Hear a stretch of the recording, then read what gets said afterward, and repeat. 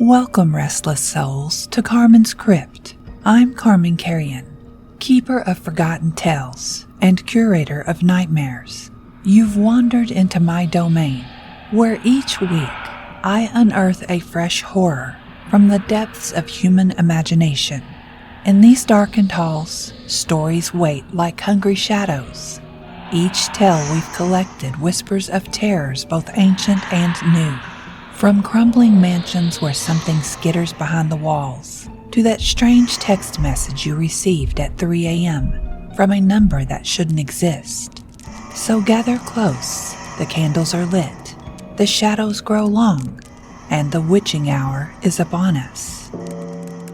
Are you prepared to face what lurks in the darkest recesses of Carman's Crypt? Lock your doors, still your nerves, and remember, here, every fear comes to life. This is Carman's Crypt. Your sanctuary of scares awaits.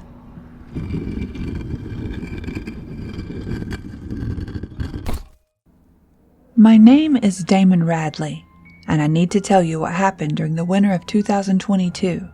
Not because I want to relive it. God knows I've tried to forget, but because someone needs to know.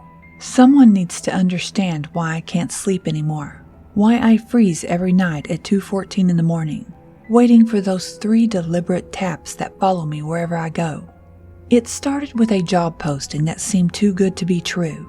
The Oregon Department of Fish and Wildlife needed a wildlife surveyor for a week-long assignment in the Cascade Wilderness. The pay was generous, almost suspiciously so, and the requirements were minimal. I was between contracts, low on funds, and winter work was scarce. I didn't ask why they were paying so much for such a simple job. I should have. The assignment required staying alone in a remote cabin near Lost Lake, deep in the forests of the Cascade Range. My task was straightforward. Catalog wildlife tracks, monitor animal movement patterns, and record environmental data. 7 days of solitude in exchange for enough money to cover 2 months of rent. I signed the contract immediately. The locals in the nearest town, a collection of weathered buildings 40 minutes from the lake, watched me with quiet intensity as I gathered supplies. The general store felt frozen in time, its wooden floors groaning under my boots as I loaded my cart with canned goods and batteries. The other customers seemed to study me from the corners of their eyes, conversations dying as I passed. At the gas station, while I filled my truck, a young cashier with tired eyes processed my payment. She made small talk about the weather, the approaching storm system, the brutal cold expected that week. Then, almost casually, she asked where I was staying. Lost Lake, I said, signing the receipt. State Forestry cabin. Her hand froze mid-movement. The change she'd been counting scattered across the counter. When she looked up, her face had gone pale. "That's the old surveyor's cabin," she said quietly. "The one by the deep water." "I guess so," I replied, confused by her reaction. "Is there a problem?" She glanced toward the back office, then leaned closer. Her voice dropped to barely a whisper. "Don't go near the shoreline after dark, and if you hear knocking..." She stopped herself, shaking her head. "Just stay inside after sunset. Lock your doors." I laughed awkwardly, trying to ease the tension. Is this some kind of local ghost story, trying to scare the outsider? She didn't smile. "I'm serious. People have..." She trailed off again, collecting the scattered coins with trembling fingers. "Just be careful, please." I thanked her and left, attributing her warning to small-town superstition. Every isolated community had its legends, its cautionary tales designed to keep people in line. I'd heard dozens of them over the years. Cursed forests, haunted crossroads, vengeful spirits. None had ever been real. The drive to Lost Lake took me deeper into wilderness than I'd anticipated. Paved roads became gravel, then dirt, then barely visible tracks through snow-heavy pines. My GPS lost signal 20 minutes from town. I navigated by the crude map the ODFW had provided, following hand-drawn landmarks until the cabin finally appeared. It stood in a small clearing, surrounded by towering evergreens that blocked most of the fading daylight. The structure was older than I'd expected. Rough-hewn logs dark with age, a stone chimney, windows small and deep-set like suspicious eyes. Behind it, perhaps 50 yards through the trees, Lost Lake stretched dark and silent. The lake was massive, far larger than the map suggested. Even in the dying light, I could see open water in its center, dark patches where ice refused to form despite the bitter cold. The locals had been right about one thing. Parts of this lake never fully froze. I unloaded my gear as snow began to fall, fat flakes drifting through the trees in perfect silence. The cabin interior was Spartan but functional. A single room with a wood stove, a narrow bed, a table and 2 chairs, shelves stocked with emergency supplies. A smaller back room held storage and what passed for a bathroom. The floor was made of wide wooden planks that creaked with every step, elevated slightly above the ground on timber supports. The first evening passed peacefully. I got the stove going, unpacked my equipment, and made notes about the surrounding terrain. The silence was profound, broken only by the soft crackle of burning wood and the whisper of snow against the windows. I fell asleep easily, exhausted from the drive. The first 2 days were uneventful. I spent my time establishing survey routes, photographing animal tracks, and recording weather data. Wolves howled in the distant darkness, their voices echoing across the frozen lake. Once I spotted a massive bull moose moving through the trees like a prehistoric ghost. The work was solitary but satisfying, exactly what I'd hoped for. On the 3rd night, everything changed. I woke suddenly, pulled from sleep by a sound I couldn't immediately identify. The cabin was dark except for dim red embers in the stove. My watch read 2:14 a.m. I lay still, listening, trying to determine what had disturbed me.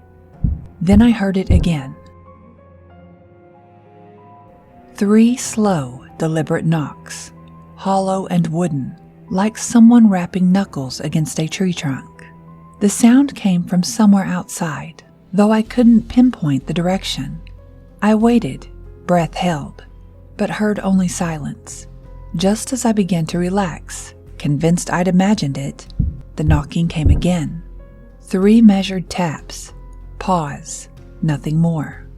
I grabbed my flashlight and approached the front window carefully. Snow fell steadily through the darkness, illuminated by my flashlight, but revealing nothing else. No vehicles, no lights, no signs of human presence. The knocking didn't repeat. I told myself it was a branch striking the cabin in the wind, or ice falling from the roof. Natural sounds amplified by isolation and darkness. I returned to bed but slept poorly, startling awake at every creak and groan of settling wood. The next morning, while establishing a new survey route, I discovered tracks near the lake's edge. They were long and narrow, almost human in shape but somehow wrong. The stride was too wide, the depth uneven, and they led directly toward a section of thin ice near open water. What disturbed me most was that they simply stopped. The tracks approached the dangerous ice, then vanished. No return prints led back toward shore. It appeared as though whoever or whatever had made them had walked directly into the freezing lake and disappeared. I photographed the tracks from multiple angles, trying to convince myself they belonged to some animal I wasn't familiar with. But I'd been surveying wildlife for 6 years. I knew tracks. These didn't belong to anything in my reference guides. That evening, fog rolled across the lake like a living thing, thick and low, swallowing the ice in gray emptiness. The air smelled faintly metallic, sharp and cold in my nostrils. The usual evening sounds, wind in the pines, distant animal calls, were absent. The forest held its breath. At exactly 2:14 a.m., the knocking returned. 3 taps, louder than before, coming from directly beneath the cabin floor. I sat upright in bed, heart hammering. The cabin was elevated on wooden supports, with perhaps 2 feet of clearance between the floor and the ground. Nothing should have been under there. Nothing could fit under there. The knocking came again. 3 deliberate strikes against wood, vibrating up through the floorboards. Then came a new sound, Something dragging slowly across the frozen ground beneath me, moving from one side of the cabin to the other with horrible deliberation. I lunged for the lamp beside my bed, flooding the cabin with light. The sounds stopped instantly, cut off as if they'd never existed. The silence that followed was somehow worse than the noise, absolute and waiting. When dawn finally came, I went outside to check beneath the cabin. The snow around the foundation was smooth and undisturbed, marked only by my own footprints from the previous day. No tracks, no marks, no signs that anything had been there. I began to understand why the pay had been so generous, why the job posting had remained unfilled, why that cashier's eyes had filled with genuine fear when I mentioned Lost Lake. Over the next 2 days, sleep became impossible. Every creak of the cabin's settling sounded intentional. Every gust of wind against the walls seemed to carry whispered words just beyond comprehension. I found myself standing at the windows in the middle of the night, staring at the fog-shrouded lake, searching for movement in the darkness. On the 5th day, I drove back to town for supplies. I needed to see other people, to hear normal conversation, to remind myself that a world existed beyond that isolated cabin and its impossible sounds. While paying for coffee at the general store, I mentioned casually, trying to sound unconcerned, that I'd been hearing strange noises near the lake. An elderly man standing behind me in line went completely still. When I turned, he was staring at me with an expression I couldn't read. "What time?" he asked quietly. "What? What time did you hear them?" My mouth went dry. "Around 2 in the morning. 2:14, actually." "How did you—" "You should leave," he interrupted. His voice was flat, emotionless. "Pack up, go home. Tell them you got sick. The weather was too bad. Anything. Just leave Lost Lake." "What's happening there?" I demanded. "What is it?" The old man's eyes held mine for a long moment. "People around Lost Lake have heard the knocking for years. Most of us learn to ignore it, to stay inside, to not look, to not acknowledge it." He paused. "Some people didn't ignore it. Some people looked. Some people answered. Well, what happened to them?" He shook his head slowly and left the store without another word, the bell above the door chiming softly in his wake. That night, I locked every door and window before sunset. The weather forecast warned a severe storm system moving in, heavy snow, dangerous winds, temperatures dropping to lethal levels. I built the fire high and tried to read by lamplight, but the words blurred together meaninglessly. At 2:14 a.m., the cabin lights flickered violently. The knocking began immediately. 3 loud strikes beneath the floor that shook the entire structure. Then came the scratching. Long, slow sounds of something dragging across wood. Fingernails, I thought, or claws. The scratching moved deliberately, tracing the length of the cabin beneath my feet. A new sound joined the scratching. Breathing. Slow, wet, labored breathing, rising from beneath the floorboards. Something was directly underneath me. Terror rooted me to the spot. Every instinct screamed at me to run. But where? Into the storm? Into the darkness? Toward the lake where those tracks disappeared into black water. I forced myself to move, creeping toward the kitchen on legs that barely supported my weight. The floor beneath my feet felt colder, as if the wood itself was drawing heat from my body. I crouched down, pressing my ear to the floor, some horrible compulsion overriding my fear. I had to know. I had to understand what was down there. The breathing stopped the instant my ear touched the wood. Then came a whisper, so close it might have been spoken directly into my ear. "Look down." I scrambled backward, my flashlight clattering from my grip and rolling under the table. The lights went out completely, plunging the cabin into absolute darkness. Outside, wind slammed against the walls with sudden violence. Snow rattled against the windows like thrown gravel. The storm had arrived. Then I heard footsteps on the roof. Heavy, deliberate footsteps pacing slowly overhead. The cabin groaned under the weight. Whatever moved above me was far too large, far too heavy to be human.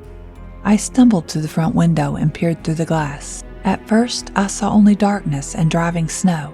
Then a shape passed between the distant trees, barely visible in the storm. It was tall, impossibly tall and thin. The figure stopped at the lake's edge and turned slowly toward the cabin. Even through the snow and darkness, I could see its eyes reflecting some sourceless light. They were too large for its face, too round, too knowing. The knocking started again, this time at the front door. 3 slow, measured taps. The breathing beneath the floor intensified, becoming a wet rattle that vibrated through the wood. Footsteps continued pacing above me. I was surrounded, below, above, and now at my door. The whisper came again, clearer this time, spoken in a voice that sounded like words bubbling up through water. "Let me in." The doorknob began to turn. I watched, paralyzed, as the metal twisted slowly in the darkness. The lock trembled, holding, but not for long. Then came 3 massive strikes against the door that shook the entire cabin. Dust drifted from the ceiling beams. Pictures fell from the walls. I ran to the back room and locked myself inside, my hands shaking so badly I could barely work the bolt. I grabbed my phone, desperate for help, for contact with the outside world. No signal, only static hissing from the speaker like angry whispers. Outside the door, slow footsteps crossed the cabin floor. Each step was heavy, accompanied by a wet sound I didn't want to identify. The wood creaked under weight that seemed impossible. The footsteps stopped directly outside the door. Silence. Then scratching began. Long nails dragging down the wood in slow, vertical lines. The whisper returned, inches from the door, intimate and terrible. "I saw you look at the lake." I clamped my hand over my mouth to stifle my breathing. My heart hammered so hard I thought it might burst. The scratching continued, gouging deeper, the sound of wood splintering. It lasted for minutes that felt like hours, then stopped abruptly. A moment later, the cabin lights flickered back to life. Everything became silent. No scratching, no breathing, no footsteps. I waited until sunrise, huddled in the corner of the back room, before I dared to move. When I finally opened the door, the cabin looked untouched. But near the front entrance, wet footprints covered the floorboards. Long, narrow prints leading toward the back door, toward the lake. I packed everything I could carry in less than 10 minutes. I left the rest. I left Lost Lake before the sun had fully risen, driving too fast on the snow-covered roads, not caring about the danger. Any danger out here was preferable to what waited at that cabin. For weeks after returning to Portland, I tried to convince myself it had been exhaustion, isolation, the mind playing tricks in darkness. I read about sensory deprivation, about how extreme solitude can cause hallucinations. I almost believed it. Then one night, during a heavy rainstorm, I woke suddenly in my apartment. My bedside clock read 2:14 a.m. 3 slow, deliberate taps echoed from beneath my bedroom floor. They've started again, and this time, I don't think they're going to stop. What would you do if something followed you home? If you could never escape, no matter how far you ran? Damon's story is a reminder that some places leave marks on us, and some things don't need an invitation to enter our lives. They just need us to look. Sleep well, my crypt keepers, and if you wake at 2:14 a.m., don't look down. Until next time in the crypt. And so, dear listeners, we emerge from another dark corner of Carman's crypt. But remember, the horrors you've heard tonight are merely echoes of the terrors that await in the shadows of your mind. If you enjoyed your stay in the crypt, why not invite a friend to join us next week? After all, fear is best when shared. Leave a review if you dare, or share your own tales of terror on my social media. or on my website, carman-carrion.com. Who knows? Your nightmares might just become my next story. Until next time, keep checking under your bed. And remember, in Carman's Crypt, every fear comes to life, and no one is truly safe. Sweet dreams, if you can still sleep at all.